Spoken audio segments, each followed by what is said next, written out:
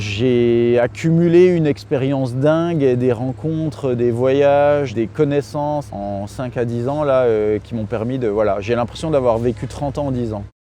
Je suis né dans un petit village à 8 km de Dole et puis j'ai fait toute ma scolarité, école maternelle, collège, lycée à Dole. Voilà, et puis après université à Besançon, puis un petit peu à Nancy.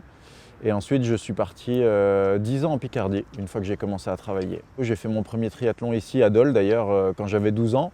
Et puis première licence à 14 ans à Dole aussi, donc ça fait très très longtemps que je fais du triathlon. Donc ici, on a un coin assez stratégique pour moi au niveau de l'entraînement, parce qu'on est le long du canal, donc là, il y a des kilomètres et des kilomètres de pistes cyclables et quand je fais des séries à pied, je viens quasiment exclusivement là parce que c'est plat et droit. Il n'y a pas eu vraiment d'élément déclencheur qui a fait que j'ai voulu aller plus loin en triathlon. Ça a été très très progressif. La première année junior, j'ai fait un distance olympique en fait. Et ça s'est plutôt bien passé. Et puis l'année d'après, il y a le club de Vesoul qui m'a proposé d'intégrer leur équipe 1. C'est quand je suis passé sur longue distance que vraiment il y a eu un gros déclic là par contre sur distance Ironman où le premier ça a marché tout de suite très très fort. J'ai jamais eu l'objectif de devenir professionnel. Très franchement, ça s'est fait parce que j'ai fait des bonnes courses, je me suis rendu compte que j'avais les capacités pour le faire sur le tard. Très franchement, quand j'étais adolescent, j'avais pas du tout le niveau pour devenir professionnel ou espérer l'être.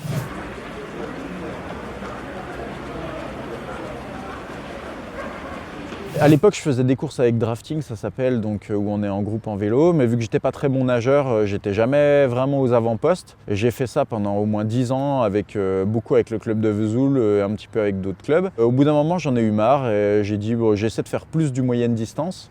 Et ça a pas mal marché. J'en ai fait un labellisé, donc Ironman, qui est une marque, une société privée. C'est 3,8 km de natation, 180 km de vélo et un marathon. Et j'ai fini au milieu de professionnels alors que je partais en amateur. Et du coup, je me suis dit, bon, l'année d'après, j'essaie de faire mon premier Ironman distance complète, on va dire. Et j'ai fini 7e, c'était vraiment inespéré. Et il y avait un très très gros plateau, donc c'était un résultat vraiment très intéressant pour moi. Et puis l'année d'après, j'ai pris une licence professionnelle Ironman, alors je travaillais toujours, en me disant, bah voilà, étant donné que j'ai réussi à faire 2 fois au milieu de professionnels alors que je m'entraîne pas comme eux et que j'ai pas poussé le truc à fond, je vais essayer de m'investir plus. J'ai diminué mon temps de travail, je me suis entraîné plus dur. Et puis l'année d'après, je me suis qualifié à Hawaï en pro et j'ai fait 15e. Donc là, ça a été vraiment, pour le coup, une année exceptionnelle.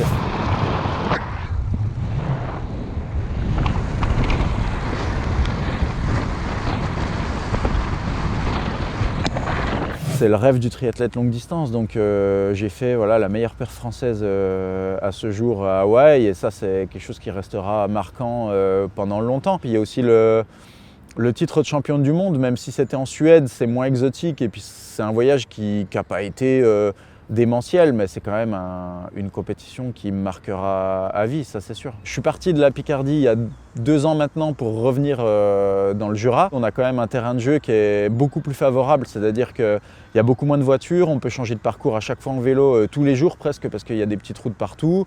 On peut aller courir dans la forêt tout de suite, on est tout de suite dans les chemins, etc. Donc pour pratiquer un sport nature, c'est quand même cool d'être dans le Jura.